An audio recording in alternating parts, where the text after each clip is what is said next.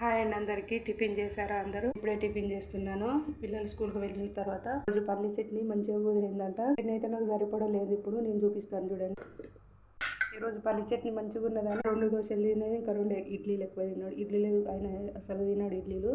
ఈరోజు 2 ఇడ్లీలు తిన్నాడు, 2 దోశలు 2 ఇడ్లీలు. చట్నీ బాగున్నదని పిల్లలు 4 ఇడ్లీలు తినేది ఒక్కొక్కటి ఎక్స్ట్రా తిన్నారు, 5 తిన్నారు. చట్నీ సరిపోలేదు, మంచిగా ఉన్నదని తిన్నారు. అయినా వాళ్ళు తిన్నా పర్వాలేదు, వాళ్ళు తింటేనే కదా మనకు తృప్తి అనిపించేది. వాళ్ళు తిన్న తర్వాత మనం ఉన్నదే తినాలి. ఇప్పుడు ఇక నా కోసం సపరేట్గా చట్నీ నూరుకోవడం ఎందుకని ఇడ్లీలు వేసుకున్న ప్లేట్. చట్నీ సరిపోయేంత వరకు అయితే ఇడ్లీ తింటా, 2 కానీ 3 కానీ. తర్వాత అల్లం చాయ్ చేసిన, చాయ్లో ఇడ్లీ ముంచుకొని తింటే సూపర్ ఉంటుంది అని చెప్పిన కదా ఒకసారి వీడియో, అందుకని అల్లం చాయ్ చేసిన. సర్దుకోపోవాలి, మరి సర్దుకోపోతేనే సంసారం మంచిగా చక్కగా నడుస్తుంది.